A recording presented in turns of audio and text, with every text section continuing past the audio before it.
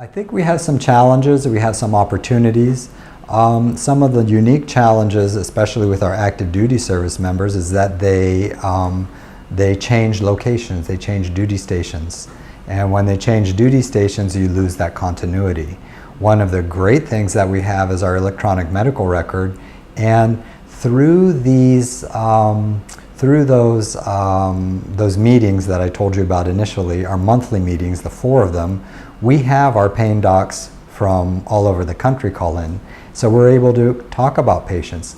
And in fact, one of our, my patients that I was treating eventually went to the VA, and the VA physician called me and said, "Oh, Dr. Spivak, you know, I heard you on the call last week, let's talk about your patient." So it's that great coordination of care, and the coordination of care we do between the active duty service member then when he transitions to the VA.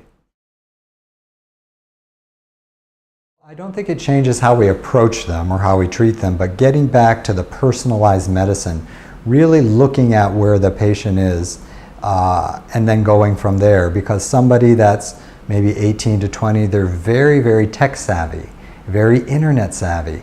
So a lot of things that we'll do will involve apps on their phone, on their mobile devices, things that they do on the computer. That might not be as applicable to somebody in the 70s or 80s. Also, somebody's in the 70s and 80s, you have to realize there are mobility issues. Getting to a doctor is difficult, getting to the healthcare team. So for that group of people, we may provide more self-management skills. Here are things that you can do on your own that won't require you finding somebody to drive you here, to be with you, to things like that. So I think that while the approach is the same, it's tailored for their individual needs.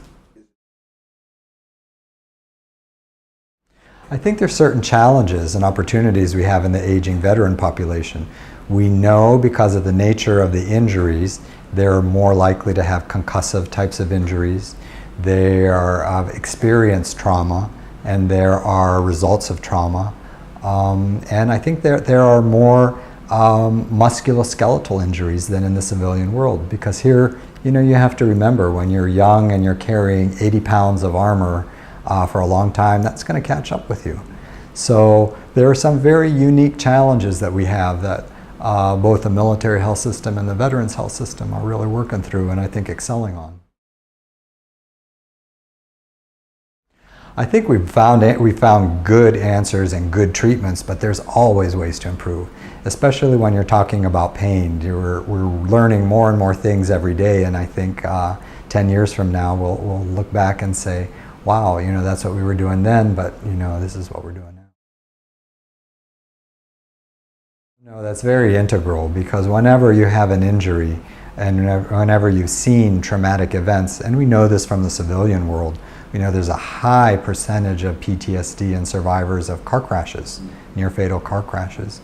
And that's all a part, that's a part of the holistic healing, really the biopsychosocial model of pain, where we're treating, you know, the entire person, the entire individual and the family.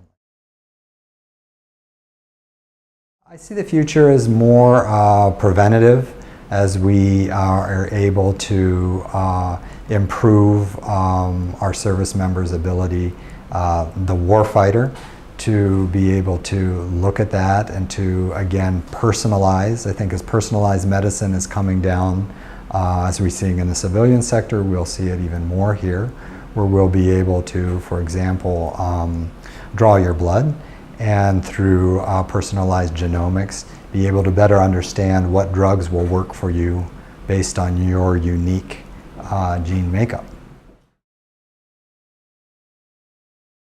I don't really see any difference in the types of jobs and the distinction. I think we all view each other as colleagues, as supportive colleagues, and I think it really bringing academic people here into the military, it serves as cross-pollination, because not only is it me, but I bring all of my colleagues with me, again, building on communities of practice.